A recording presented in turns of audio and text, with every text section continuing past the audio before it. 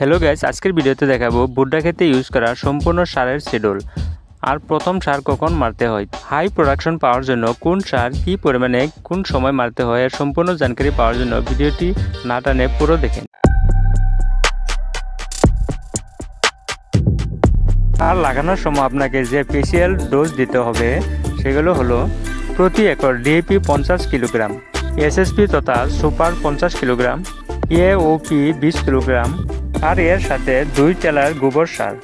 আর gas আপনি যদি 1 বিঘা জমি করেন তাহলে এর 3 ভাগের 1 ভাগ ইউজ করতে পারেন। খারের শিডিউল তো গ্যাস লাগানোর সময় তো খার দেওয়া হবে, এরপর জার্মিনেশন হওয়ার 20 থেকে 25 দিন পর প্রথম খার ইউজ করতে পারেন। তো 20-25 দিন বয়সের ক্ষেত যখন হয় তখন প্রথম সার হিসাবে তো প্রতি একর জমিতে ভালো সয়েল 10 কিলোগ্রাম আর ইউরিয়া 25 কিলোগ্রাম নিতে পারেন। আর এগুলোকে ভালো করে মিক্স করে 1 একর জমিতে ইউজ করতে পারেন। আর সেকেন্ড খার 40 থেকে 45 দিন পর নিতে পারেন। Sagarika soil 10 kilogram, zinc sulphate 33%টা 5 কিলোগ্রাম আর ইউরিয়া খার 50 কিলোগ্রাম। এসব মিক্স করে ইউজ করেন যখন আপনার ক্ষেত 40 থেকে 45 দিন বয়সের হয়।